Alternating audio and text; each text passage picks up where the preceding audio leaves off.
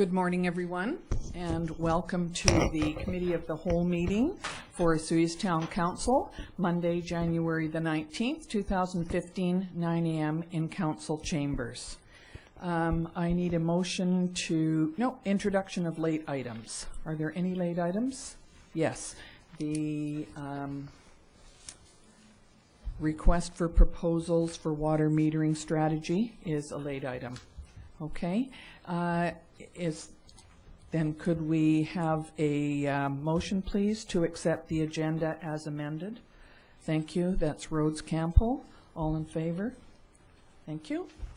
And today we have a delegation from the Osoyoos Airport Society. Am I correct? That's the correct name. We weren't quite sure. So we have Glen Harris and Rob Roche and Diana Thomas. And Mr. Harris, are you going to speak? I'll start speaking. Thank you very much. Come to the microphone. Thank you. Thank you. Thank you. And actually, Diana will pass out a little brief that we've prepared. Won't ask you to read it word for word. You can take it as you will, and I'll touch on a number of the key points as well. And I probably should correct the name. It is the Osoyoos Airport Development Society. I apologize. No worries. So good morning, and thank you for seeing us this morning. My name is Glen Harris. I'm the developer of the Watermark Beach Resort. I know most of you. Mr. King, I haven't met you before, but I think I've met everyone else in the room. And just a bit of a background on me. I came to Osoyoos in 2005 and actually stomped on the old packing house site where the Watermark Beach Resort is now. I'm the fellow that stood before a public hearing with Council of the Day and proposed a 13-story building on that particular site, and that was a moment that I remember. It caused us to pause for a moment, retreat, take back our proposal, and we proposed the 4-story complex that you see there now. So we developed the Watermark Beach Resort. That was completed in late 2009, and we've been operating successfully in the community for 5 years now. And in that time, I was invited to join the Waterfront Master Plan Committee. To make a long story short, we had intended to build a marina in front of the Watermark Beach Resort. The current site is about 1,000 feet long. The southernmost 300 feet is waterfront. And so we had the ability to make an application for a dock or a marina for the resort. Town of the Day came to me and said, that's really our best swimming beach in the community. We prefer you didn't put a marina there. And we conceded that made sense. The next question was, where else would you put a marina? And we ultimately decided that where the public boat launches was the best place to put a marina. And we worked with the town to put a marina in that location. And someone very smart at staff and town council today also said, you're putting a beautiful marina on the north end, and you've got a beautiful resort, but everything in between is a little bit old and tired. We should have a look at that. And that was what was the impetus for the Waterfront Master Planning Committee. We identified about 8 projects in that work, and the majority of those projects have been done. We still have a couple big ones to do, but the beach enhancements, the retaining walls, the pathways, the concession, and ultimately the marina were all done. I also worked on committees with the town on the rebranding of Osoyoos, and looking straight ahead at Canada's Warmest Welcome, and I was involved in that as well. So the latest project I wanted to get involved in is the airport. When we developed Watermark, and we're first looking at it back in 05-06, there was an airstrip, as there currently is, off Highway 3, and there was thoughts at that time to improve that airport and expand it, and some works already had commenced. And when you look through this draft, you'll see that there was 3 phases of the airport improvement that have actually already been done by the town. This was back in 2006 and 2008. Again, by way of background, a fellow by the name of Tom McHale, who is a owner at Solivita, builds airports for a living. His key business is to develop airports for the oil patch and for resource companies. he was introduced to Mayor Wells, former Mayor Wells, probably 3 years ago, and they got to discussion about the existing airstrip that's up there and how, if that was to be improved, that would be a great asset for the community. His business of building airports for the oil patch and for resource companies is part of ferrying workers from their community, wherever they live in the country, to their respective jobs. And there's a lot of them in Alberta, probably not as many now, given the oil prices, but we'll all concede that that'll probably turn around at some point. So Tom and the mayor met, and that prompted a meeting of like-minded business people, which actually I hosted at Watermark. And that included Sean Celine, who owns Levue Pen and La Stella. That also included, obviously, myself, included Rob Roche, and some other like-minded business people that had the thought that improving that airport or expanding that airport would be a real asset for the community. Those meetings got a little bit more formal. We actually were in these chambers with a group of all 4 levels of government, which included the town, the province, the RDUS, and the Osoyoos Indian Band, as well as the business group that we had assembled. And we collectively, at those meetings, and I think that was late 2012 by way of recollection, agreed that it made sense to work together and look at that airstrip that we have there, that jewel, that real asset that would allow air access to come to the community. And we decided that we'd form an informal steering committee and spend some money to invest in some reports that would help us with decision making to go forward. First thing was an obstacle assessment report, and I think we refer to that as an engineering report in this brief. And that was commissioned by Tom. The town contributed to that, and so did Sean Celine contribute to that report. And that was the engineering report that was needed to confirm that that airstrip and an expansion of that airstrip would actually be viable from a technical point of view. And I'll ask Rob to make a couple comments on that in a moment. But the long and the short of it was the report did conclude that that airstrip would be an excellent place for an airport. The landing and the takeoff, no obstacles, and it would be excellent for that use. Having that in hand, we then thought we got to prove to ourselves that it makes some sense economically to move forward with an airport expansion. And we commissioned a fellow by the name of Randy Sunderman, who had done an initial report on the project, and we got him to update that, and that was finished in summer of last year, June of 2014, which I think Town Council contributed, Watermark contributed, and we also got the Osoyoos Indian Band to contribute to that. So collectively, we've all put a few bucks behind it, a lot of volunteer hours, and we've now got 2 reports in hand that say it's worthy to take it to the next level. Once we presented that economic impact study, and it concluded that we should go forward, we then officially formed our society, invited the 5 founding members to be the first society members, which is Rob Roche, Diana Thomas, myself, Jason Barch, and Tom McHale. So we are the 5 members of the Osoyoos Airport Development Society. We then decided, as a first step, we should meet with Destination Osoyoos, present to them our brief, give them a little history update, get their endorsement to move forward to the next steps. And we did that in September. And that was a couple months prior to the civic elections, and we elected at that point to just sit tight, wait until we were standing in front of the new mayor and council, and then having a similar conversation to the one we're having right now. So here we are. We've got a couple of reports that say it's a good idea to pursue, and we'd like to pursue it with town representation as well. So we'd like to formalize a steering committee ultimately.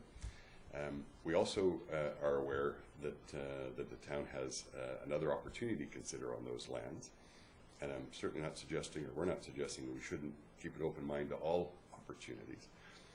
And I guess if we were dealing our own hand, we would work together. We would look at purchasing the Hesketh property, which is 25 acres to the north of the existing site. And there, in this package we've given you, there's a little bit of a sketch there that shows not all of the Hesketh property, but a portion of the Hesketh property. And what was discussed when we first looked at the Hesketh property and the possibility of expanding was that it's 25 acres. 7 would be needed for the airport expansion. It would leave 13 acres approximately between the airstrip expansion and the highway for an expansion of industrial space in the community, which I know is in short supply. And that would leave another 4 or 5 acres to the east, which could potentially be left in the ALR. It could be potentially pursued as airport homes. There's a lot of folks with airplanes that like to fly their own planes that would buy and build a home with a hangar attached to it instead of a garage for their car, or maybe both. And so that is ultimately we'd like to pursue, but we don't want to pursue it alone. We're a volunteer group. We've got a lot of good business interests and ideas in hand, but we, as I say, we obviously need the endorsement of the town to go forward to the next steps. I'm going to let Rob speak a little bit about the technical parts, and then I'd like to open it up to some questions and answers, and then we have some thoughts on a recommendation for go forward. But Rob, can I ask you to say a couple of technical things on why the obstacle assessment is such a good thing? Sure, yeah, absolutely. Thanks for the opportunity to appear before you this morning. I think in our previous casual or informal meetings, I've appeared before most of this group already. Some of this information then is going to be repetitive for some of you, but we'll visit it again just as briefly as I can. The obstacle assessment that Glen mentioned there is significant just because of the type of aircraft that would bring the type of people here that would actually have an economic impact is not hobby aircraft to a great extent. Those type of aircraft would have to come in numbers to have a significant impact, and you may see that in the far distant future. What we're talking about is aircraft that would be arriving in any kind of weather condition, the kind that we all go to Vancouver on out of Penticton, being Jazz or Central Mountain Air or WestJet to Calgary. Now those type of aircraft fly in instruments, and whether they get into or not get into an airport depends on how low they can go in cloud. Penticton has got some of the how we call minimums, the minimum altitude they can fly to. They actually have some of the highest minimums in British Columbia just because of the terrain. I don't know if any of you have ever approached Penticton and ended up back in Vancouver. I have many times because I do this 3 or 4 times a month, but we wouldn't see that here. We actually have a tremendous advantage just in the topography and the soils. And the timing of this is actually very fortuitous. There's some technology that's emerging right now, which I'm seeing in my day job at Air Canada, and which you're going to start seeing in all commercial aircraft, which is not dependent on land-based instrument approach aids. So what we have in Penticton, what you have really all over the world right now, are land-based aids that are called instrument landing systems. They're incredibly expensive. Now, if we had stood before you 10 years ago and wanted to put an instrument approach system in here, that would have been part of what we had to think about. It's totally changed. It's all GPS-based now. You're talking about, it's just the study. Nothing is land-based anymore. Probably $40,000 or $50,000, and there's probably grant money available for that to draft that instrument approach procedure, which would probably get us down to about 200-300 feet as minimums versus 1,500 to 1,900, depending on which approach you're doing into Penticton. So there's an advantage there. The other, and actually, I'll let you speak to the freehold issue in a second here. There's some other advantages to this airport, which I'll let Dana speak to. You know, as you hear us talking about our wish list, and as Glen said, if we could deal our own hand, what we would like to see happen. It's really, I think Glen made this point already. I'm sure he'll make it again, but I'm going to hit it as well. We would like to see this happen at little to no cost to the ratepayer. In our informal meetings previously, we sort of said the same thing. The money that has gone into, there's been a nominal amount by town and some of the private stakeholders in this, but as we see this process unfold, we would like to, as a group, with town as a formalized steering committee, chase down money outside of what ratepayers would have to contribute. It's a really important point to make. I don't, as a taxpayer in town, if you would come to me and said you wanted to foot a bill for $4 million, I would say no, absolutely not. And an important point to make as you look through these numbers in front of you, that is the absolute pie in the sky scenarios for $4 million, 4 plus actually. There's a phased approach to the development of this airport, 3 of which have been done already. And you'll see in point 4, it's broken down into 4 sections. for A, B, and C would be a total of $1.5 million, and that would make this airport an airport. If you look at it right now as it sits, if I knew nothing about aviation, I would look at it and go, there is no interest in aviation in the South Okanagan. I don't ever see airplanes up there. That's because it's not an airport. Airports have a little bit of pavement for landing aircraft and a lot of pavement for facilitating parking, fueling, that type of thing. We don't have that currently there.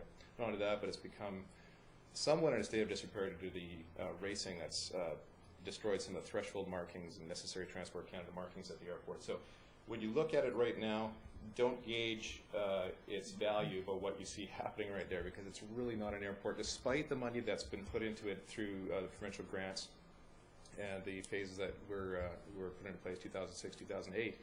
We would like to move this thing down the road now and actually make it a useful airport. So for A, B, and C totaling about $1.5 million, again, not ratepayer money, we would like to get it to the point where it's actually usable. We've got fencing, security, lighting, an approach, proper apron with tie down so that aircraft could come here, first of all, land here safely, be secured while the aircraft's not attended, which is just something we don't have right now, and become somewhat of an economic driver. Now, as I said earlier, numerous small aircraft are not going to have a significant economic impact to the community. What we're envisioning is not the WestJet Jazz either, unless Penticton disappeared as an airport, and there's always politics around that airport. It's just not going to happen, in my opinion. So I'm not going to stand here and be disingenuous and say we're going to have commercial scheduled flights in here. No. What we're looking at is getting the airport to the state where you could have charter flights come in the 12 to 19, 25 seat aircraft. It wouldn't even have to be lengthened to facilitate those type of aircraft right now. If you would have a slightly larger aircraft like a Dash 8, it would have to be lengthened, and that's something that is definitely worth pursuing. But just that $1.5 million figure would get it to the point where we could be bringing in meaningful commercial traffic. And here's the great part. Who organizes most of these crew moves in and out of resource communities? Gemstone Workforce Logistics. That's Tom McHale's company, and he's on this committee. It's a fantastic opportunity. I remember sitting here in one of these informal meetings and him saying that he would personally make sure that crews were living here and commuting from this community. And he would be making that happen with his own private money to the point where it's got some momentum. There are some very talented individuals who want to see this thing move forward. I'm going to let Dana speak a little bit more to what's been done so far and what it would take to move it ahead in the phase thing. And then we'll turn it back over to Glen for questions, and I can come up if you have any other questions about the operational nature of the airport, but I'll leave it there for now.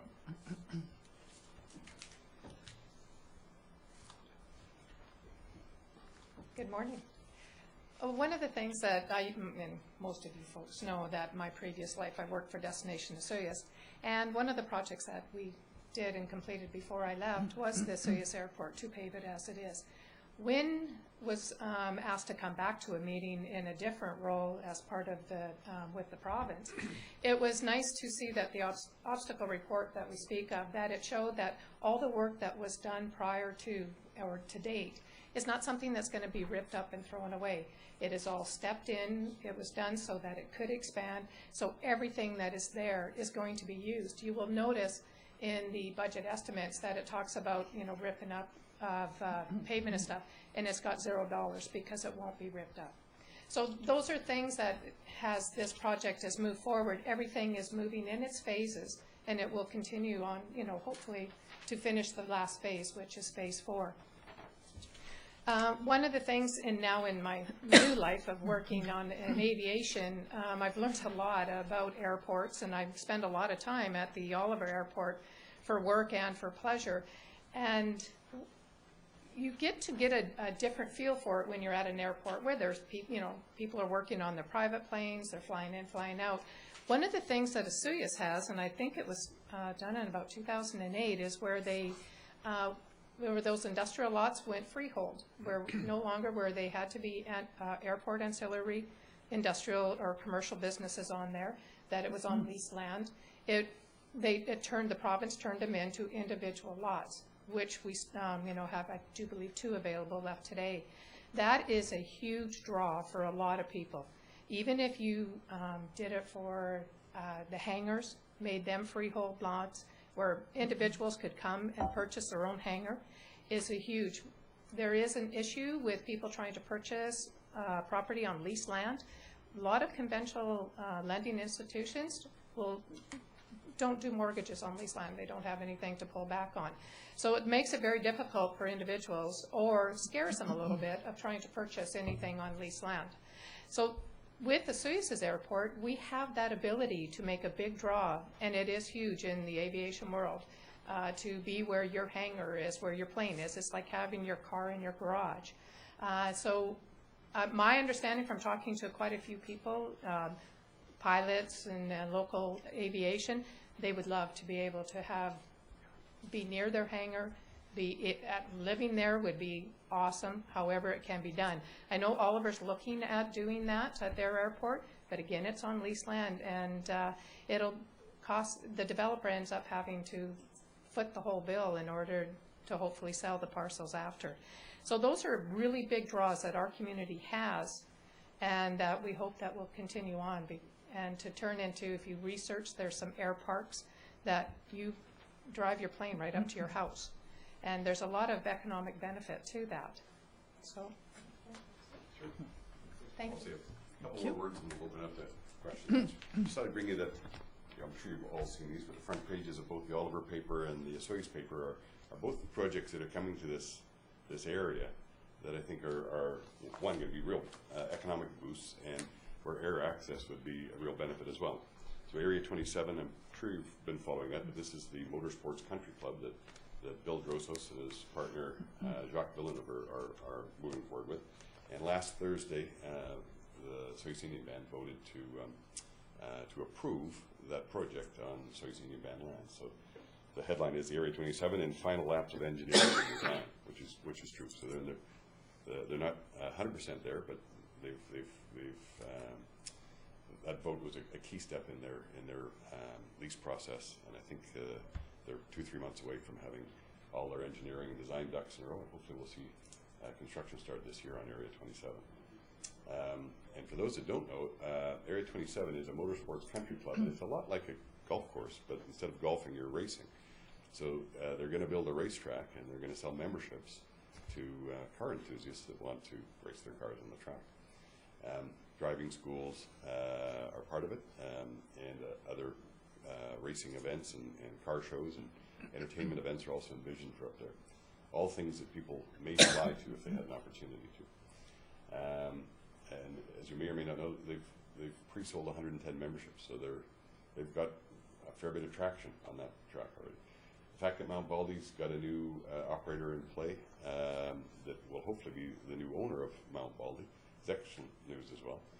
And we'd love at Watermark, and I'm sure the other resorts would like it as well, to have kind of ski packages where you fly in or drive in. And naturally, driving is really the only way to get to Soyuz at this point, but flying would be a nice option if we could pursue that. So I think I'd like to lead by saying that, one, we're very enthusiastic to work with the town to see if we can make the existing airport a reality and then eventually expand it. We also know, as I say, you've got a potential deal on the table that would include industrial expansion, and perhaps you're envisioning to go onto the existing airport lands for that.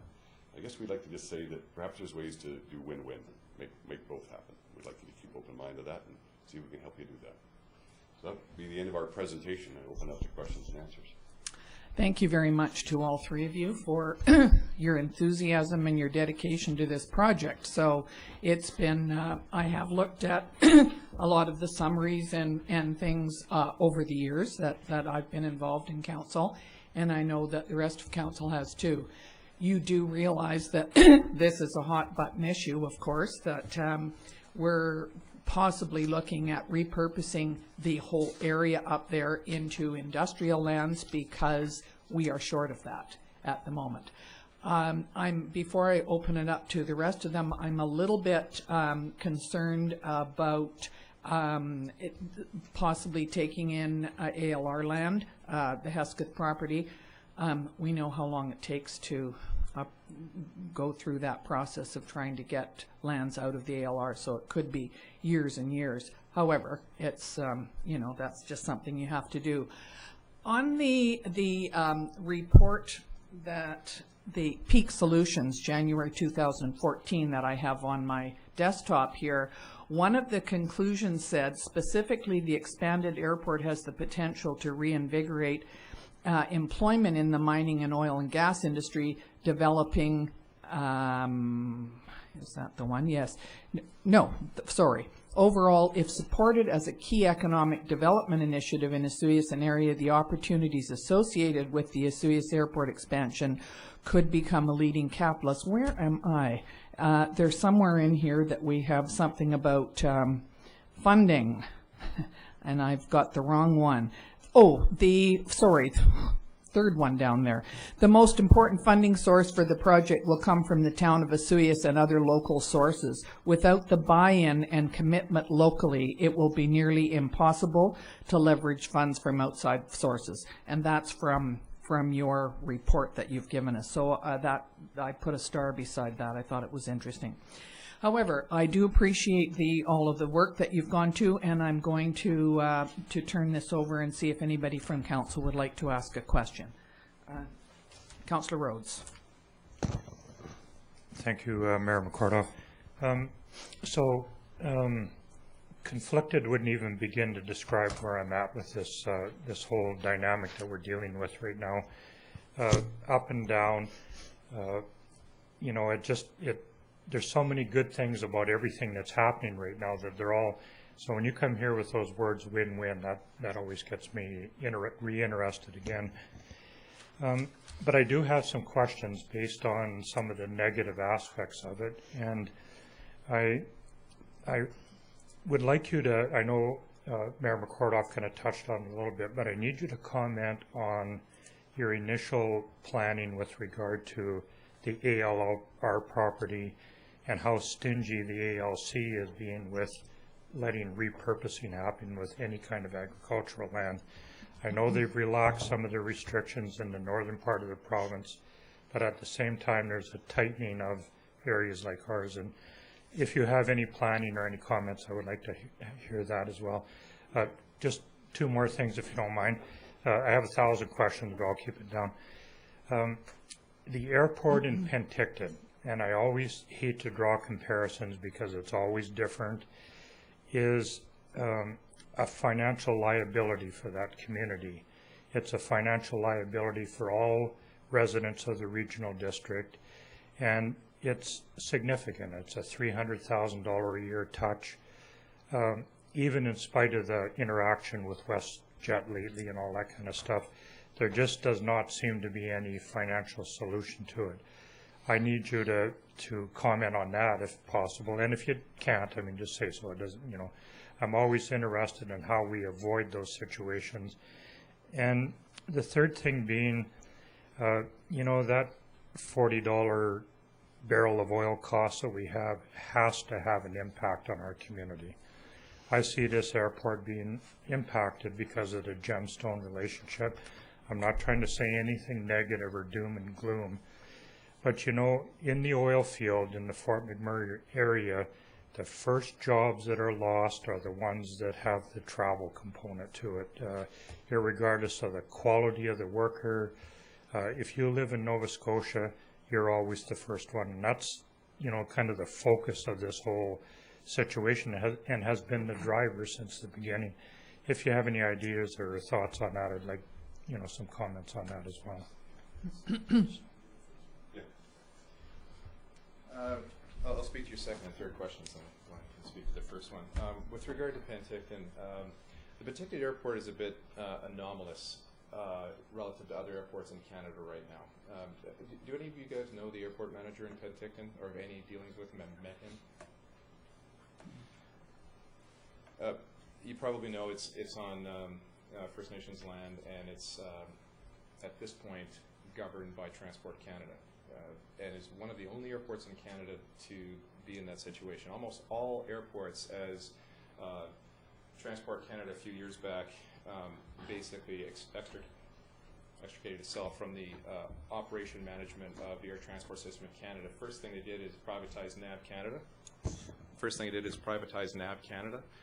So all air traffic controllers stopped working for the government. It's now a privately funded organization that is funded by user fees. You all see that when you buy a ticket. There's a little thing there, airport improvement fee. That is now what is funding airports. You don't see the portion of your ticket that's funding air traffic controllers that's buried in the ticket, but it shows up as a surcharge for these specific airports. You don't see that in Penticton because there is no airport improvement. I'm going to try to phrase my answer here carefully without slandering Penticton. It's just not a well-run airport because there's no business case to do so. In fact, anecdotally, because I've been trying to set up a business there, it's extremely difficult to get any traction at that airport, to secure land, to put a new business into place. The few businesses that are there have been there for a very long time. There's not a lot of new business showing up at that airport because it's federally funded. It is what's called a 3B, code 3A airport, which is your Kelowna's, Penticton, Prince George. It's not Vancouver, but there is a lot of infrastructure there. So there's your $300,000 price tag, including the land-based instrument system, which requires ongoing maintenance. Just picture that airport in your mind, just how big the airport property is in terms of just the grass. It's a very large piece of property. That would account for some of the cost. I can't speak to all of the cost, but what we're talking about here would be a nominal increase over what the town's putting in now. Right now, if it snows there and someone, correct me if I'm wrong, Barry, but town staff would clear the runway if it was required for use, is that? Yes, if there's a significant snowfall, we would clear it off, but other than that, we just let it melt. Right. Yeah. Fortunately, we live in a part of the world we don't get a lot of snow. So we're not talking about a significant increase.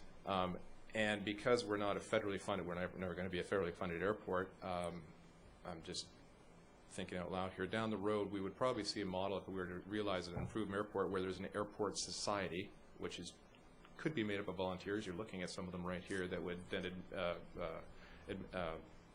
act as governance for the airport, including setting up perhaps a fee structure that would help pay for whatever increased fees or increased costs that were associated with that airport. It's a pretty common model. You see it everywhere, and you can see that showing up in your tickets, as I mentioned. To your third question about oil, I can't speak to it other than what I read in the papers. That is to say that, as you know, the industry is cyclical. We've seen this before.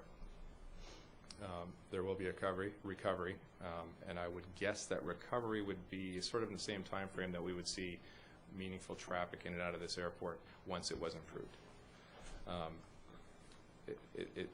That's a guess, timing-wise. The recovery would be about that time. We're not saying that this is the only driver of the economy for just resource communities. It's certainly one to highlight because there's already an increase of those types of workers in the Okanagan. There's other projects, as you know, going on that we would want to market to. As you likely know, I'm one of the town-appointed economic development appointees to Destination Soyuz, and one of the conversations we're having there is how do we market a Soyuz well outside our traditional markets to have a more significant economic impact outside of our pocket industries, viticulture, tourism. Take me, for example. I make my money outside of this town, but I spend it here. We want to replicate that. And if we are a one-pony show and it's just Fort McMurray and the oil sands projects, yes, there is a risk to that. You're putting all your eggs in one basket. We need to be marketing this town as the best place in Canada to live. Go work anywhere else. We're going to make it easy for you to commute from here. Telling people they have to commute to Kelowna or Penticton is not making it easy for people to live and commute from here. It just isn't. And if there's a player, a very meaningful player in Canada, in the industry, who's saying, yeah, I'm going to base my operations here, I'll make it happen, that's fantastic. Now, I don't have all the answers in terms of the business plan. Glen can address the Heskett property, but I will say this, it is so worth exploring. And that's really our ask here today is, we know there's some other proposal in front of you that is compelling. And I know why you're feeling conflicted, CJ. I would just simply say, once this airport is gone, if you choose to repurpose these lands and the airport is then gone, you've lost an asset you will never get back. And so this is very difficult for us to be asking. We understand what we're asking of. We're asking you to take a 50, 75-year vision of this community. You know, you got to be a bit of a future teller. See what it's going to be like. But it's very difficult to quantify the long-term economic impact of an airport. But you can look at even some of the intermediate-term impacts, and it's significant. It's worth exploring. And as Glenn said, it could be a win-win. It doesn't have to be an either-or proposition. We're just asking, give us time to explore those options, develop a sound business plan that answers every question, ticks off every box, to bring it back to you. And at that point, we might say, we've done all our homework, and we're recommending to you that you repurpose the lands. That might be what we come back to you with. We're just asking for the time to act in that capacity. Glenn? Thanks, Rob. And I think that, yeah, that's a good way to comment. It is something that we can't get back if we repurpose it. So we better make sure that if we are going to repurpose it, we've done our homework and made sure that it is the best decision. To answer your question about ALR, in that meeting I referred to, where we had all 4 levels of government here as well as the business stakeholders, we chatted about the Hesketh property, and I have spoken with Jerry Hesketh on a couple of occasions, actually 2 in person and 3 by phone, and I know that Alain has been speaking with him as well, and I know that I encouraged and helped coach Mr. Hesketh to write a letter to the town to seek a boundary expansion because his property is actually in the RDOS. Talked to Mr. Pendergraft as well as Mr. Hesketh and with Alain, so that is certainly a possibility. Obviously, more work needs to be done. There's still more questions than answers. I grant that, but we need to work together to answer those questions. To comment on the ALR one, after we had that meeting with all 4 levels of government, we all took away a few bits of homework, and one of the bits of homework was for me to talk to one of the directors, or the ALR director for this region. I did confirm with him that an airport expansion is a accepted use for ALR lands. The other part of the Hesketh property being the industrial element, which I think we collectively want to pursue, would require an exchange. And when we were talking amongst the 4 levels of government, I think both Mayor Wells and John Slater at the time had thoughts on other properties that were in the community that could be used for the swap for the 13 acres. This is why we're thinking of perhaps leaving the 4 or 5 acres that are on the east portion of the property as ALR. So it's a 20-acre ask, with 7 being relatively easy because it's an approved use of ALR lands, and particularly if it's a community asset. And the 13, we'd have to find suitable lands to swap. So I think, like the Marina project, which I helped spearhead with the town, we made the town the applicant. And even though it took 18 months to get approval for a marina in the town of Osoyoos, it would have been twice that long if it was an independent developer asking that question of Transport Canada, which is the approving officer for marinas. So we'd all have to be in this together, and I would, along with my colleagues here, volunteer the time to pursue it. But that'd be my response on the LR. Thank you. You're welcome. I think we have other questions as well. Councillor Youngberg, did you? Mm-hmm. Okay, I thought your hand was up, and then we'll have both. Yep. Mm-hmm. Thank you. Thank you very much for coming. We've been waiting. I have been waiting for this proposal for a while to take some of the pressure off of my thought process as far as what position you folks are in. One of the questions that I've always had, and I know this is probably putting the cart before the horse, but part of my decision process is based on how do you envision the operation funding to come into your hands to create the management of the actual completed airport. So who's going to run it? Who's going to manage it? How are you going to pay the operational costs? I see the operational costs as being quite high in different operations that I've sort of researched. So how does this happen? User fees, do you think user fees are going to cover the actual operational costs on a monthly basis? I just am worried that it's a town, it's going to be a town cost. And so I think that's major in my thought process anyways, because return on the investment, I can see sort of in a vision there. Sell the industrial lots, you know, get your money back, and that becomes a tax base to the town of Osoyoos, which is a plus for sure. The 5 acres of residential property would be, you know, I'm pretty on board with that, because we would be a real pilot project for someone building a house with an airport coming in, or an airplane coming into their hangar. That would be a good thing. The airport expansion, I think there's just a couple of issues that, you know, noise, aggravating the surrounding property. Well, you know, I've visited Nanaimo Airport, and it's an operational airport where there's housing and there's industrial land around it, and that increased the use of that airport extensively. So I can see this being part of it, but the actual operational cost is a real concern to me. Thanks, Carol. I can't answer the question super specifically, as I'm not putting a business plan in front of you today, but I can tell you just the model, and you touched on it. Mm-hmm. It's a combination of things. It's not one thing. It would be user fees, for one. Mm-hmm. That's not going to be a significant source of revenue for some time to come, until the traffic is here. Mm-hmm. So let's take that off the table for a second. Over the development of the airport, as it moves forward, the land's going to be sold, tax base increases, not just the property taxes, but taxes realized from the people that are working there, spending the money in the community.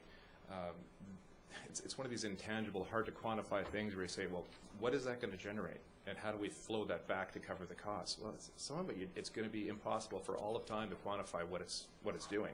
You can only commission studies where it's a very educated guess. But it's that old model. It's a return on investment. You're going to put some money into it to realize a gain over time, and we're talking a long time. I'm not saying in a year from now this is going to pay for itself.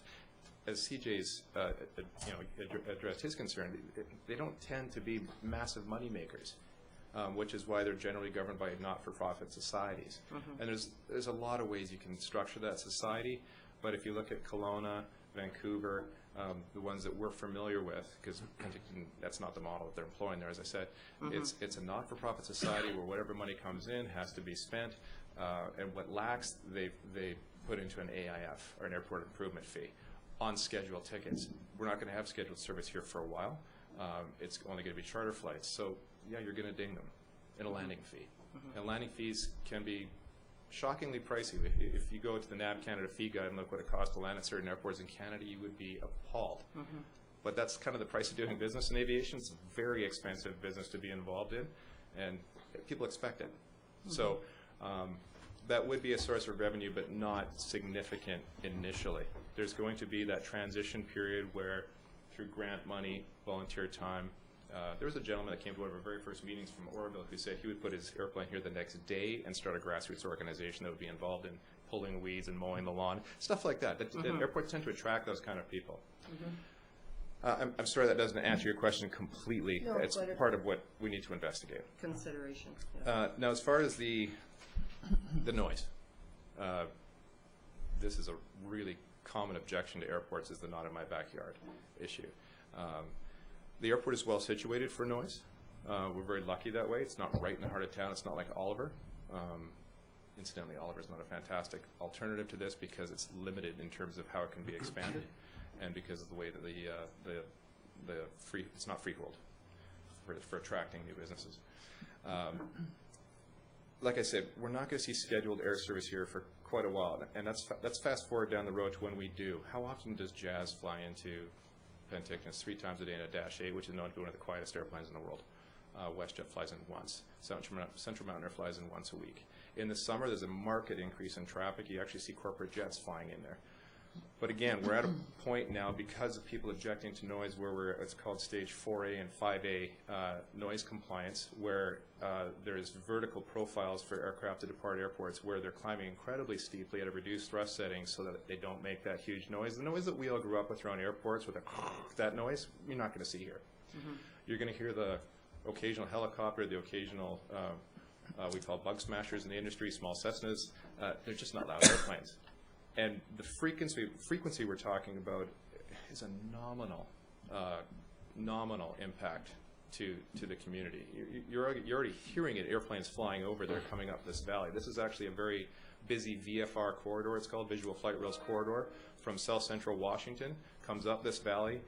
People clear customs in Penticton or Kelowna, but they're flying overhead here all the time.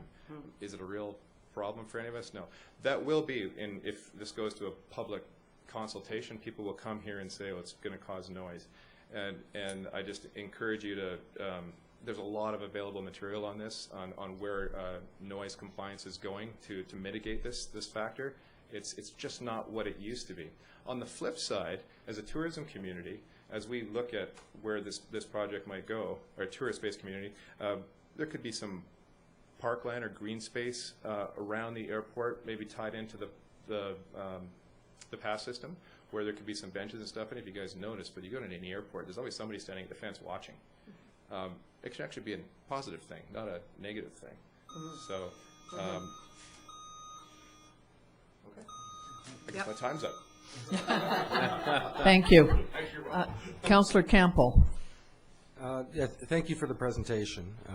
I, like CJ, am conflicted too. I mean, I spent the bulk of my career in hospitality tourism, and certainly, as you mentioned, Rob, the understanding that based on the outcome of this decision, once an airport is gone, it's gone and it's not coming back.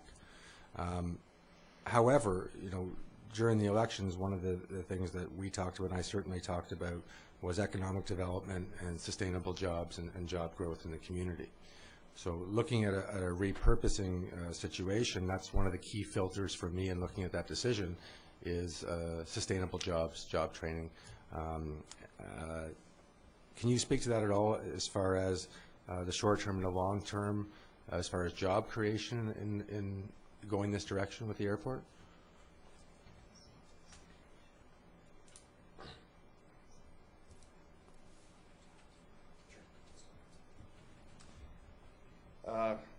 Sure. Again, this is something that we'd like to include when we bring a formal business plan in front of you that'll have some more specific numbers. But I can say this. Airports generate, and this is actually in the material that we provided today, a small amount of direct employment. And as I just said, we would be doing most of the volunteer work initially. So those jobs won't exist. There's going to be volunteers doing them initially. So let's take that off the table. What an airport brings that perhaps just industrial land doesn't, one is the quality of the industry it brings. There have been, I'll give you an example. Oliver right now has got a company, Transwest Helicopters, formerly based in Chilliwack, where there's similar companies. It's an approved Bell Textron overhaul facility, and there's only a few of those in the world. So Bell Helicopters, powered by Textron turbine engines, has a few facilities around the world that they say, rubber stamp, yeah, you're an approved overhaul facility. So if you have a Bell 412 helicopter, you need the engine done on, there's maybe half a dozen in North America where you can take that helicopter to be overhauled. There's, I think, 40 to 50 people that work there. Correct me if I'm wrong. Yeah, and mostly six-figure salaries. Most light industry we're going to attract in SOIS is not going to generate six-figure salaries. So there's certain businesses that are attracted to airports just by nature that they're airports. Now, I'm not saying that we should say all new business should be airport related. I don't think so. If we can get for example, Mr. Matthews, any new business coming here to partner with us to help capitalize the expansion of the airport, let's jump on that. But going forward, if you look at, say, Penticton is a very bad example because it's just not business friendly. Let's talk about Kelowna. Kelowna with Sam Samador, I think most of you have met. He is a passionate individual about the value of aviation to a community, and you look what he's done to make that actually a very significant economic driver in Kelowna over the last, well, in his term, very much so, but even to his predecessor. Kelowna went from, you know, being a small strip on some orchard land to, you drive by there now, and it's just getting bigger and bigger and bigger, and you've got companies like Kelowna Flightcraft, who we're not going to track, it's too large a company, but it's Southern Interior, Carson Air, who actually put an FBO in, fixed base operator, which now offers fuel, overhaul, those kind of things. Those are high-paying jobs because they're aviation-related. Now, that's just the on-site jobs that airports tend to generate. They're not low-paying jobs if you're in overhaul or light manufacturing. I think another example, there's a guy I work with at Air Canada, lives in Mont Tremblant. At the airport nearby there, he has a light manufacturing. He builds wing cuffs, leading edges for Cessnas. And so everybody that works for him is a licensed AMT, so they're all six-figure salaries, and he exports all over the world. He could base that business anywhere, because it's all shipped. It doesn't have to be based there. That's the kind of thing that we'd be chasing down. As a town, as DO, as an economic development body, that's who we'd be going after. That's just the on-site stuff. The more significant impact, though, is the fact that it's an airport. Again, replicate me. Get people who live elsewhere but want to live in heaven. I could live anywhere. I was just thinking, you know, I could actually be pushing this to people I work with. We have 3,000 odd pilots. People say, "You live in a Soyuz?" Yeah, it's an easy place to live. You can even drive if you had to, if the weather's that bad. But with an airport here, replicate me. Great salaries, spend your money here, make it elsewhere. Does that actually require any input from the town other than the airport itself? It's almost no limit to the upside in terms of the indirect impact of the airport in drawing transient workers here. There's no limit to how much the employment that could create. So that would be my answer, Mike. I don't have any specific answer beyond that, but thank you. Thank you. Councillor King. Thank you, Madam Mayor. One question. First of all, you really opened my eyes to the airport and what could be done. You talk about some extension time to put a business plan together, but you haven't confined whether that's 2 days, 2 weeks, 2 months, 2 years. So do you have an idea, if it was proceeded that way, how long it would take you to put a real case study together? I'll answer that question, or do my best. I mean, in the way we envision things, we didn't, when we met with DO and made the conscious decision to wait to meet with mayor and council till a new mayor and council was in place, we didn't realize that there was going to be a Vancouver-based businessman coming with a proposal that may include repurposing the airport. What we envisioned would be, speaking before we, as we are now, we would agree or make a recommendation and ask you to confirm that a steering committee should be put together. And in my mind, it's a 3 to 6 month kind of review. If it was just us doing it, probably less time, but I think that this is a community asset, and community involvement from town needs to be there. So I guess our ask would be to form a steering committee with members of our society as some of the members of the steering committee. I'm sure there'd be a council representative, a staff representative, and perhaps another 1 or 2 business representatives from the community. Much like we did with the waterfront steering committee that involved, you know, town staff, myself, and engineering. So something similar to that. And if the mandate was 3 months, we'd get it done in 3 months. If the mandate was 6, we'd do that. But that's kind of my thinking. Hope that helps. Well, thank you very much to all of you for coming and spending a long time, longer than most of our presentations, at explaining all of our concerns. This is not a decision-making meeting, so we will take all of this for information, and we will definitely make some considerations and think about it. So thank you very much for coming. I'll just ask Diana to pass out. This is a little brief that we put together. It kind of it summarizes what we just said. It's kind of perhaps a guide as to how you might consider the move forward. It's not a direct ask, because we realize you got other things to consider. So thank you. Thank you.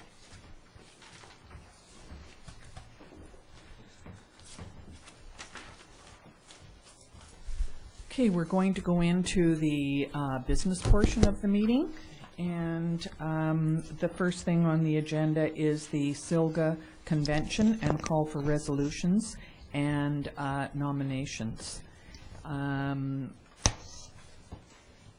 would you like, are you going to speak to this? Thank you, Mr. Manko.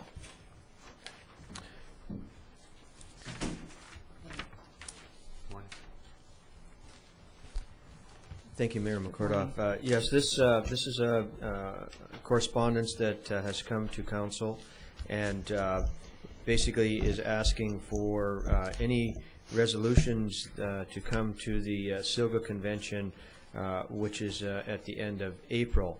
And just for new members of council who may not know the process,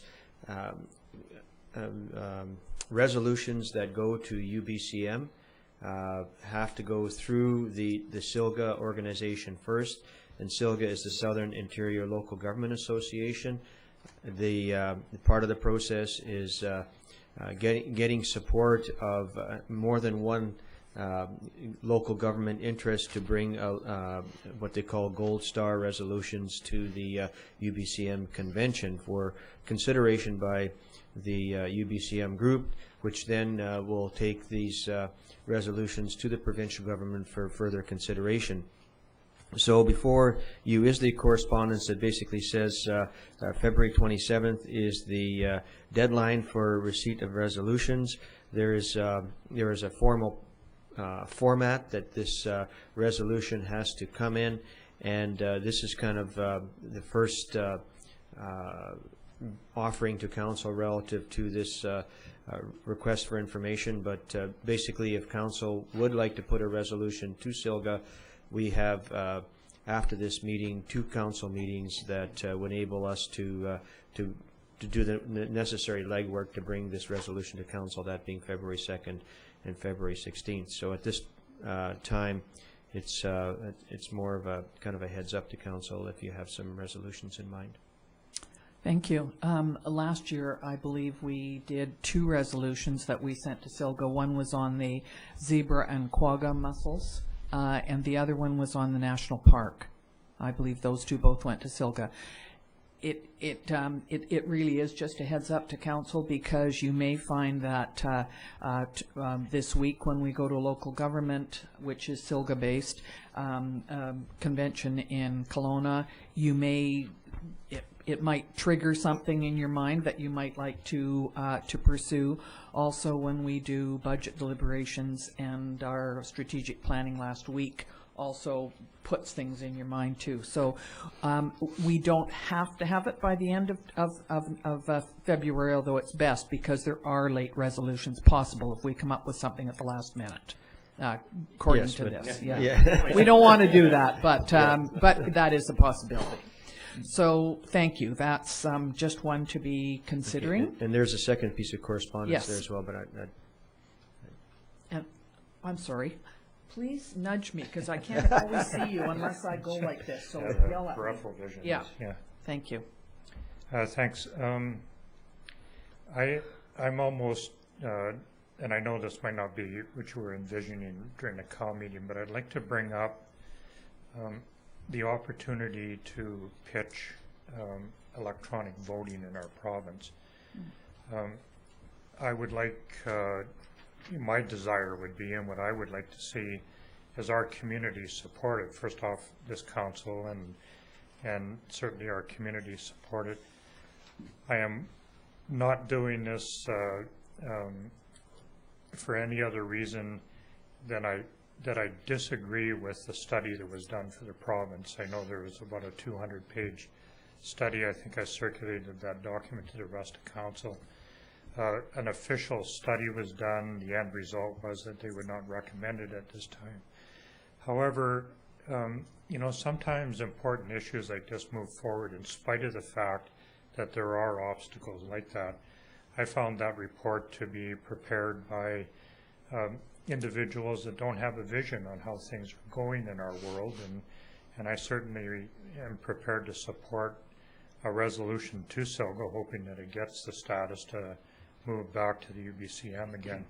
I know it's been beat up at every UBCM every year. It's been proposed and kicked around, but I'm not prepared to let it go. I think it's a good issue that we could stand behind, and it would be motivation for me to go to the next UBCM and pitch it if that was necessary. And if anybody knows me, that's a big step because I do not go to it. But you know, so many other jurisdictions in North America and in the world have endorsed this and embraced it, and it's been proven that it does improve that voter turnout statistic that is so dreadful in our community, that this just might be another way for us to, you know, encourage people to vote in the future. Thank you very much, Councillor Rhodes. That sounds like a great idea. Should we pursue that, or should we consider it? Well, I think you know, part of it is that there's probably members of council who haven't seen this particular report.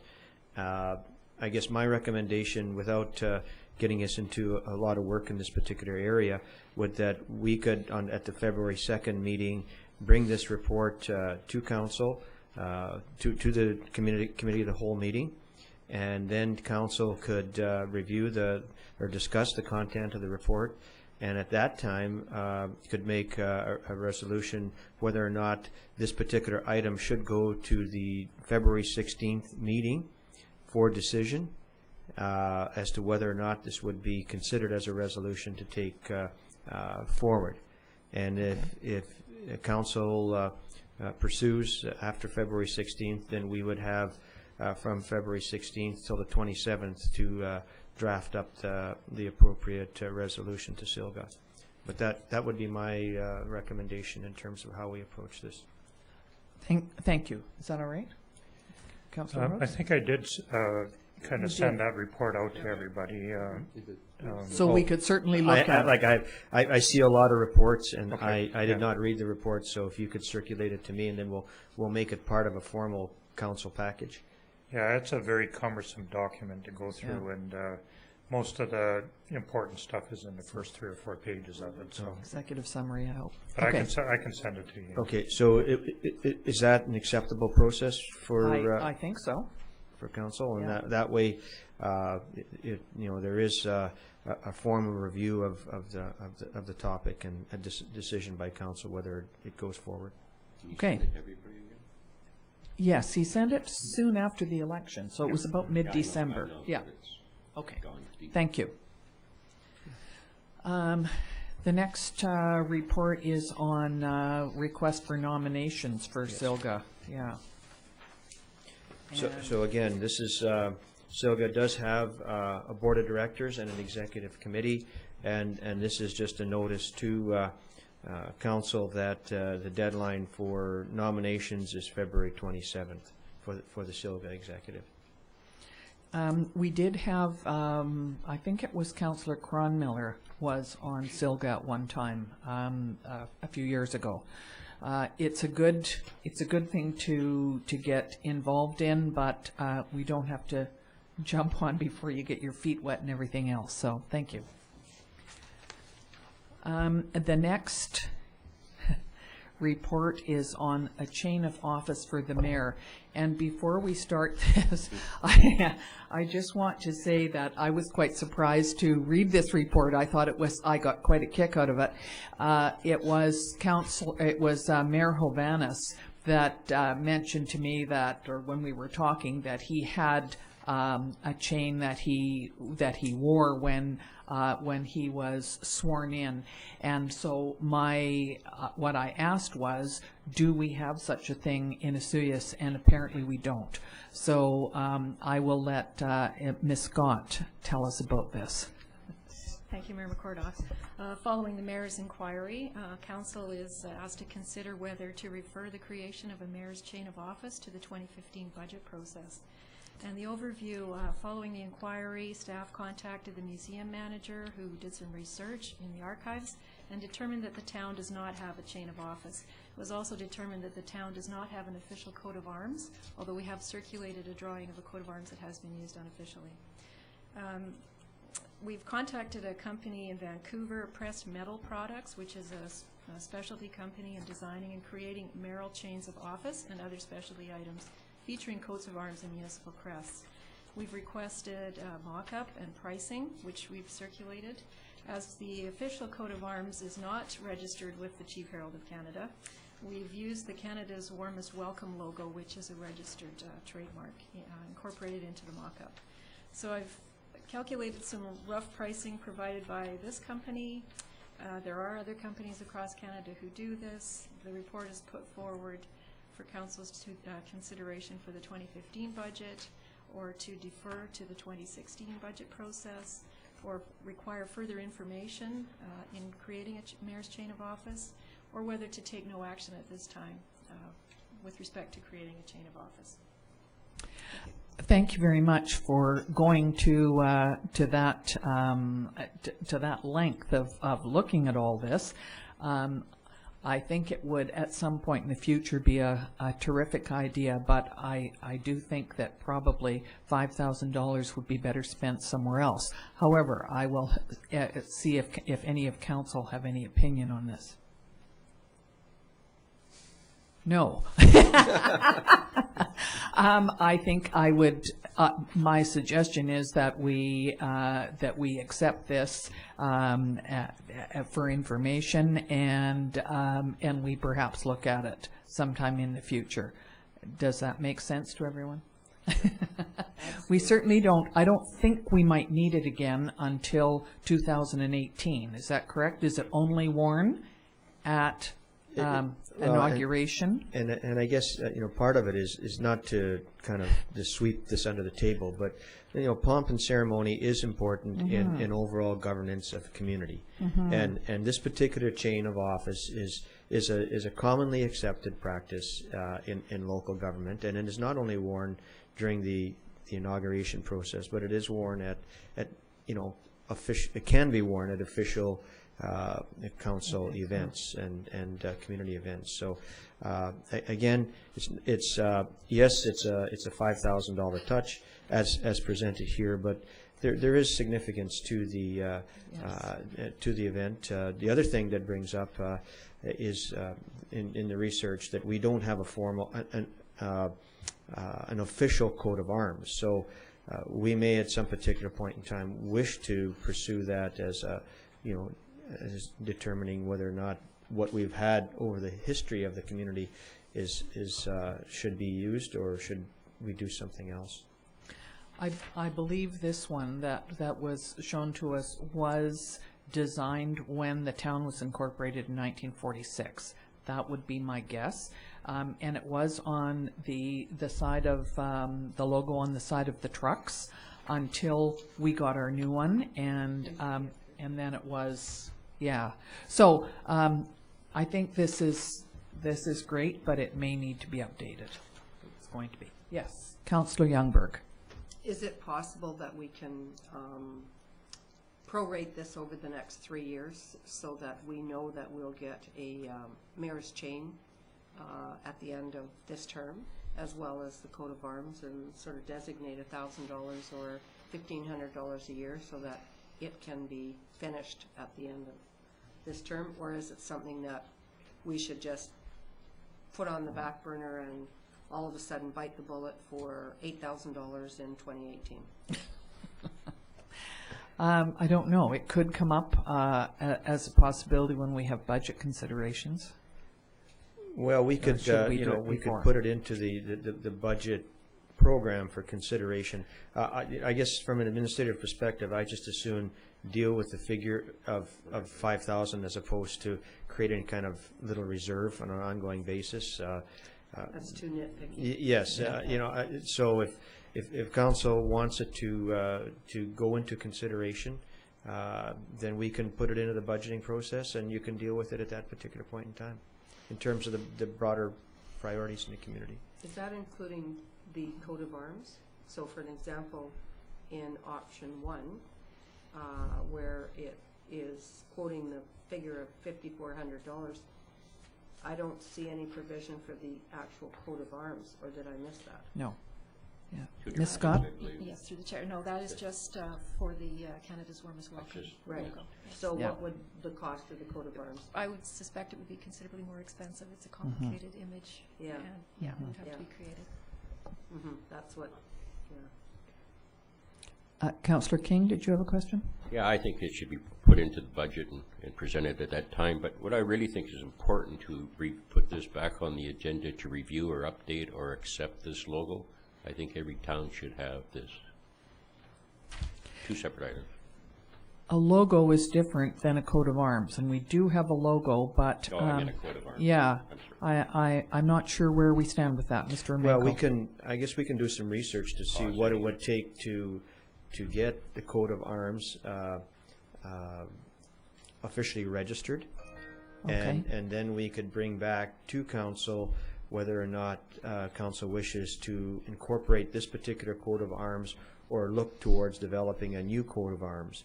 But I think the first thing is, what does it take to, I guess, the first question is, does council want the community to have a coat of arms? What is the significance of a coat of arms? And the second one is this what council wants to have? And we can do some research in that area and bring that back. Thank you very much. So we could expect a report on this at some point when At some point in time, it's yeah. not a high priority at this. Okay, thank you very much. The next item that we... And just for Sorry. clarification, so is it the wish of council, I know it was the wish of Councillor King that this be brought into the budget process for consideration within the scope of other projects? Sorry, could I, is there anyone else that would support that? Yeah, I will. Okay. Then, Yep. do we vote on that? I think, again, looking at kind of providing continual orientation for the new members of council is that committee of the whole meetings, you can pass resolutions. It's within your procedural bylaw to pass resolutions. You cannot pass law. But I think the administration works best under the direction of a resolution. So Okay. I think I would ask that a formal motion and be brought forward in this, and then we'll action it into the budget. Okay, so Councillor King, would you like to make a resolution to bring this into the 2015 budget process? Yeah, I'd like to make a motion on that.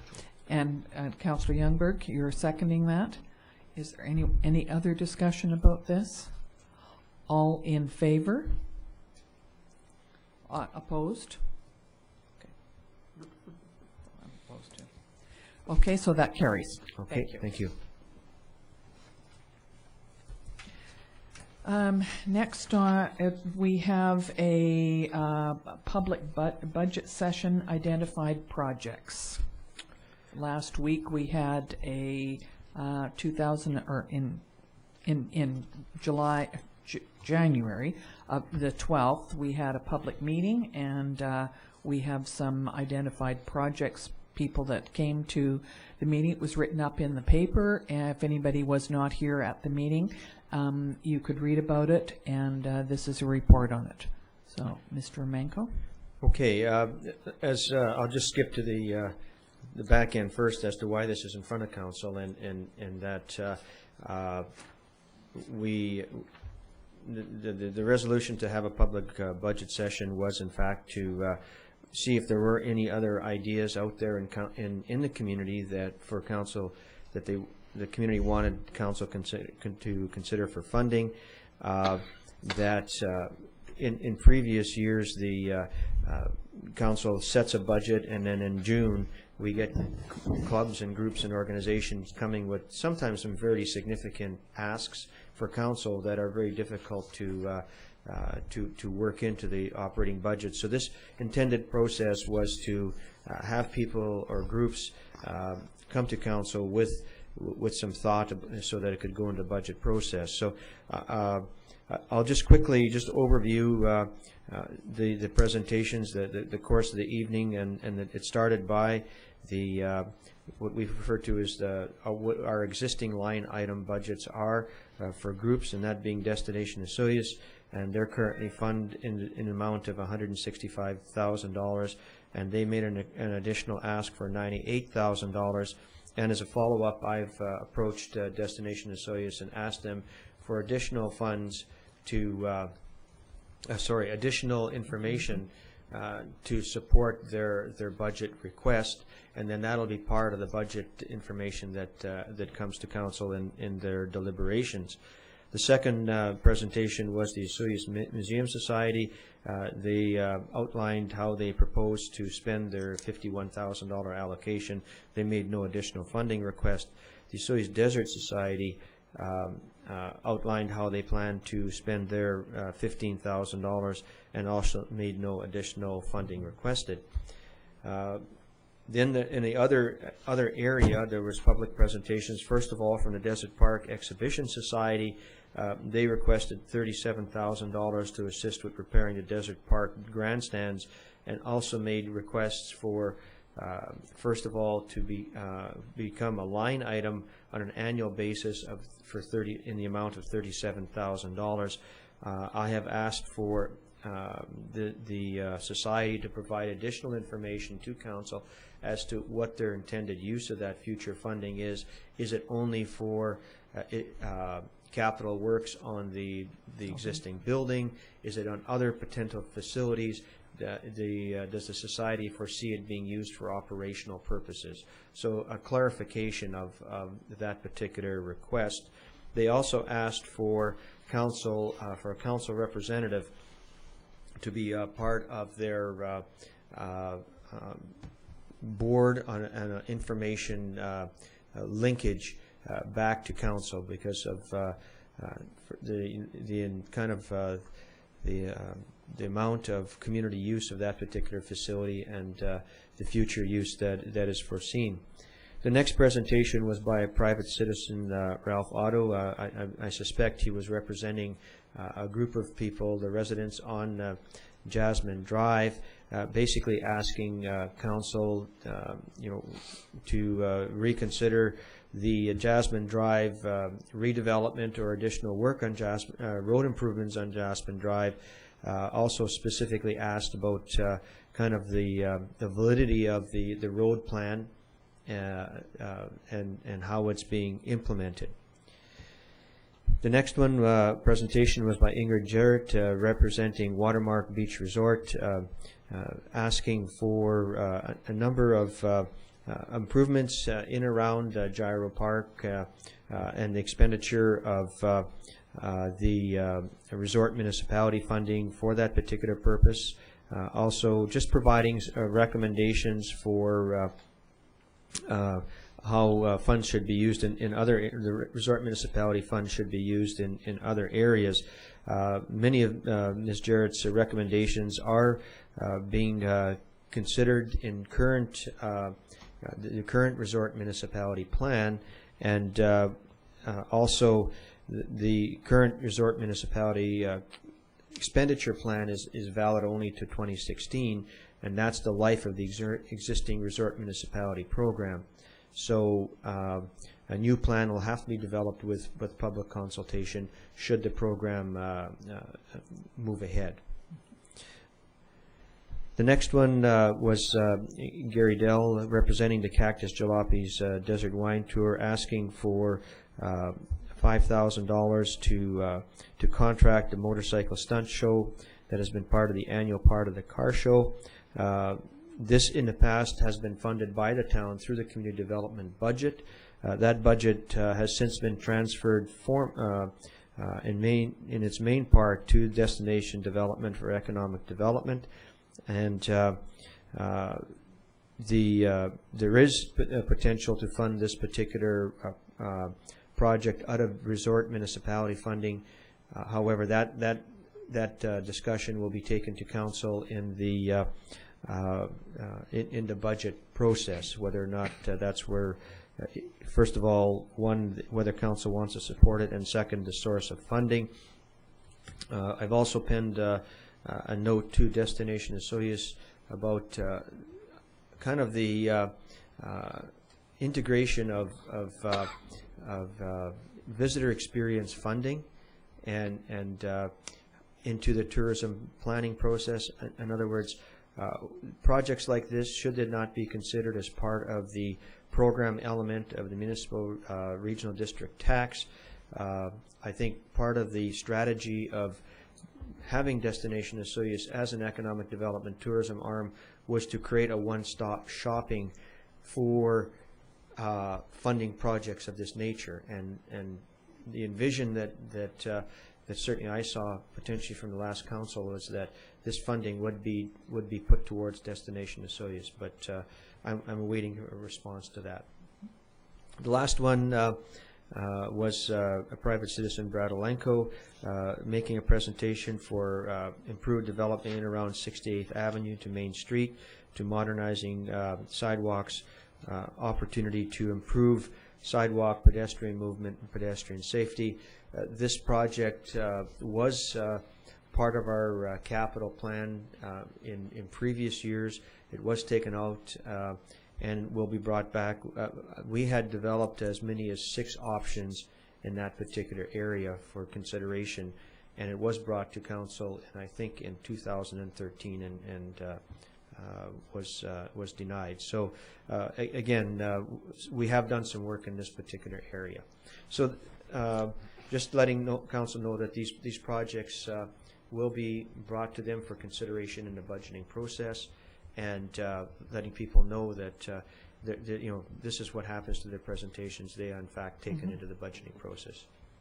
Good, thank you very much, and thank you for looking into all of those and asking for additional information so that we can consider them. Yes, Councillor Rhodes. I just had a couple of questions that I'm wondering if we could just clarify. The Jasmine Drive one, I know you made reference in here to residents to pay for the road. We did receive that I think an official petition a couple of years ago, and I'm just wondering when that will come forward. You know, I understand the implications, but I'm wondering when we would see a report.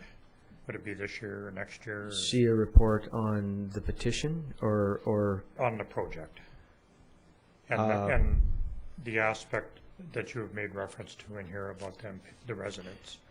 Okay, the Jasmine Drive project has been in our 5-year capital plan, and there's never been any plans or engineering done on it because council kept on moving it back in the capital budgeting process. So there's been no. Well, that's not true. I think there was some preliminary engineering done, estimate done, and it was 430,000 or 434. 434. Sorry, yeah, I'm getting all my projects mixed up here, but there was some, and at that time, council kept on moving it back in terms of any type of road project. The issue of potential for resident payment, that is just what is. I've informed. I sent an email to the group in response to their information gathering, and just said that's a commonly accepted municipal practice, is that when you get into funding non-arterial roads, often projects of this nature are moved ahead on the agenda by the local recipients assisting in the funding. And it's just a commonly, there's a provision in the community charter that allows for that. It's a common practice. It's not a policy here. I don't know that it's been done here. But again, I was just presenting that as information to the group for their consideration. And so council could in fact, at the budget, when this project comes, they could very likely make a decision to move ahead of the project or present alternatives to the residents. That's what I was kind of wondering, how because my memory tells me that it was pushed back several times that I can remember over the last few years because of the money aspect of it. The cost of doing it was not, it was something that was not a big priority. When you factor in the desire by the residents does that kind of just mitigates the whole money thing and allows you to move forward with it? And I'm wondering if that might be a better process for us to look at initially. I don't think there's ever been a reluctance to do the work. There's been a reluctance to do the work and having us pay for it, I guess is what I'm driving at. And I know this has been an ongoing, I know issue is always a bad choice of words. Certainly with those residents, there's been a keen desire to have this done. And if we have a policy and the ability to transfer that cost to the residents like they want us to do, then, this could move forward pretty rapidly in my mind. I didn't interpret that they wanted to make any payment. My sense was that it was more where did this option come from? My sense is that they want the community to, within the budgeting process, to pay the entire amount. However, these projects keep on coming back to the council table, and you're right, a policy would be appropriate, or a council resolution that says provides some very specific direction to the residents, is that outlining. I think there's understanding local government and how it approaches things, projects of this nature, where you have arterial roads versus neighborhood roads, and how they're funded based on community benefit versus individual property benefit. And I think most often residents say, well, the community should pay for my road, but you have to assess the overall community benefit. Yeah. Just for clarity, I did get that impression from Mr. Otto. However, in the past, that's how this came out as part of your report here today. The resident pay thing has been discussed. I think it was a component of the actual signature list that we got from them as well. I will have to check that. I don't recall that being as part of the petition, but we certainly have the petition on record, and I'll go back and take a look at it. Because that resident, I noticed it was going sideways. My only point that I wanted to make is the resident aspect pay of it might be a way of moving forward. Yes, there's no doubt. There's no doubt. Yeah. Otherwise, it's going to remain part of our 5-year plan. That's right. That's all I wanted to say. But if this is something that has not been done before, then obviously that was an ask the other day, but I didn't respond to it because I wasn't sure where we stood on that. Is the other option, well, maybe not an option, when you redo a road, do you have a look at the water and electrical and that type of thing as you're doing it? Is that a common practice? Yes, that's a common practice, to take a look at all the infrastructure at that time. And I don't know that let's put it this way: when the initial estimate was done, it was only for road work. So I'm just making an assumption that all the other infrastructure would be in place. Okay, so it would have to be looked at that makes perfect sense. Okay, Councillor King and then Councillor Youngberg. Thank you, Madam Mayor. I think it would be important to put a policy together around this type of issue. And I don't know, on new development, do we have a policy where if you had a big development, they would put in the sidewalks and curbs? Yes, that's basic. On a new. Yeah. So I really think some type of policy should be developed around this type of. Councillor Youngberg, did you have a question too? Okay. No, just a statement. Yeah. They did mention, have you got any bylaws in place that govern residents participating within the cost? He said, is that part of your bylaw? I think it's important that any communication you do with them, that you copied the charter to provide them the information, that they know that there is provision for us to ask the residents to co-share in the improvements. So continuing to what Councillor King says, possibly the policy, might be a good idea. Is that sufficient, or do we need a resolution to put forth the policy? If council wishes to see a specific policy in that nature, I would like to see a resolution to provide us action in that area. Are you making I'd like to make a resolution to. Thank you. Is there somebody seconding that? Is that Councillor Youngberg? So the resolution is to provide a policy on possible cost sharing when one of these projects is taken on. Specifically, are we that specific with it? I think that's sufficient enough, and we'll take a look at, within the scope of the policy, we can make distinctions between arterial roads, neighborhood roads, and provide for some direct. again, this part of the policy process will upfront, as you know, take a look at, okay, what are some of the leanings of council towards that should be in the policy, rather than us developing a policy and then having council react. Absolutely. Yes, Councillor Rhodes.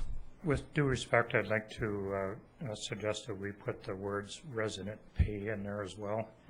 Co-sharing and resident pay are two different things to me. If we could just maybe factor that in there. I think Is that, does it say that specifically in the community charter? I'm thinking that if we draw that section out of the community charter, does that explain it? Well, what it does is just, it enables the section of the community charter enables council to set up a special area improvement, and the level of funding that whether it's only the residents pay or there is a cost sharing, that's a decision of council, and I think that's something that would be reflected in the policy when it's being brought forward. So there are. There could be for example, a 25% cost share or a 50% cost share or no cost share by the community. And all these options, I think, are something that council would want to take a look at.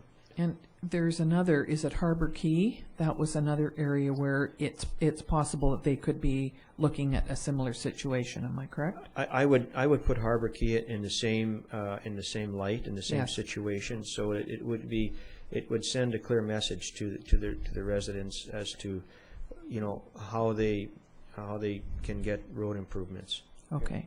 If we have a policy that's kind of black and white. Yep. So we have a resolution.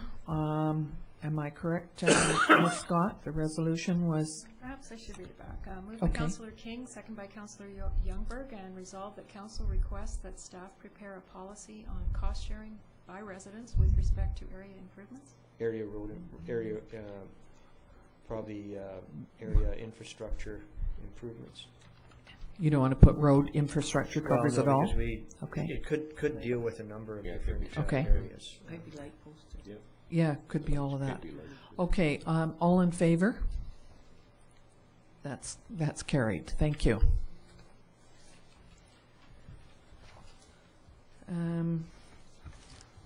Next on our list is the water metering strategy. Mr. Remenko. Thank you. So out of our discussions last week in our strategic planning process, it was recommended that by the consultant that any terms of references come to council, and this this council has not seen this particular terms of reference. This is this request for proposal for a water meter strategy was a direction of the previous council, and it came out of the ongoing, I guess, action that is this community going to follow through on its 2010 water conservation plan to put water meters in not only in our community but in the irrigation district as well.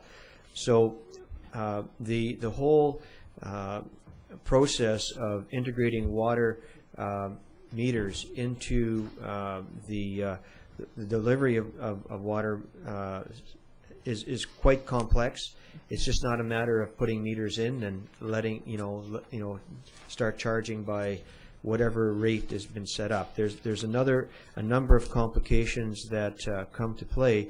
So this particular request for proposal on page 5, it has a broad objective, and the objective is that a consultant will identify all the challenges associated with proceeding with a universal metering program and prepare an implementation plan that would address all of the identified challenges. And then it specifically breaks out some key areas that we're asking the consultants to look at.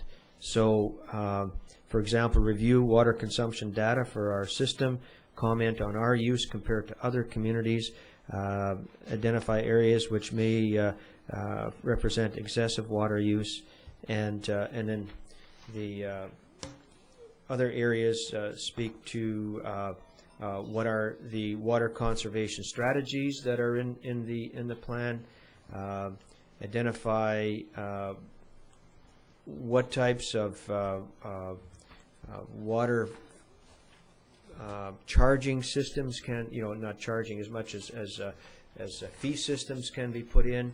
What are the implications of various types of fee systems? What is the type of meter that can or could be used, and also any types of public consultation? What are the staffing impacts of having a water meter system?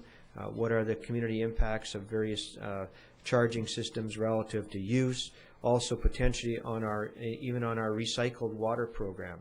So we're asking within the scope of this request for proposal to identify all the challenges, bring us back a strategy, and council can take a look at how it wants to implement a water meter program, both for the community and for irrigation district 8 and 9. Thank also you. Costing. Sure. Thank you very much, because I see that the cost for doing this 5 years ago was $1.6 million. So that should be. Can I just ask one question? On page 2, you have the annual and maximum day water consumption municipal system, and the years 2007 and 2009 are the highest. Would that have something to do with the weather and the amount of rainfall? Does that make a difference, or do you have any idea why those would be? It could very well. I don't have the specific data in and all. around that. Those are periods of high development, or certainly in 2007. I don't know what the. But I guess what this particular chart shows is actually that our annual water consumptions if are dropping, if not kind of leveling, and I think that's part of just generally we as a municipality are taking a number of our watering tasks off of drinking water. We continue to do that within our water, implementing the water conservation plan, and the major activity of moving the water conservation plan ahead is the water metering, and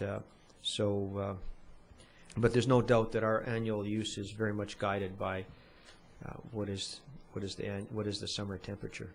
And we know that people looked at Oliver and the water metering and were a little afraid of that. So this is really just to look at it, to study it, and not to necessarily put it in right away. It's just to get all the issues up front.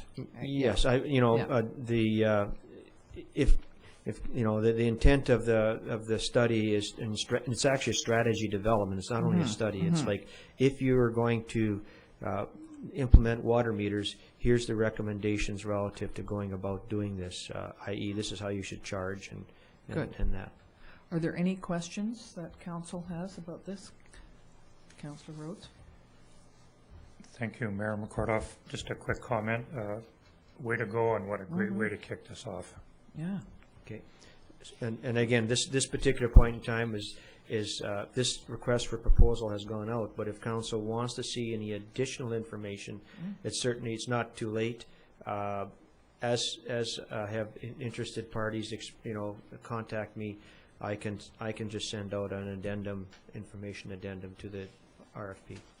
So if they're interested, they contact you, and then they get sent this whole package. Is that correct? Yes, and there are companies that specialize in this type of project. So I haven't had any response, any queries yet, but I'm sure that we will get a number of interested parties.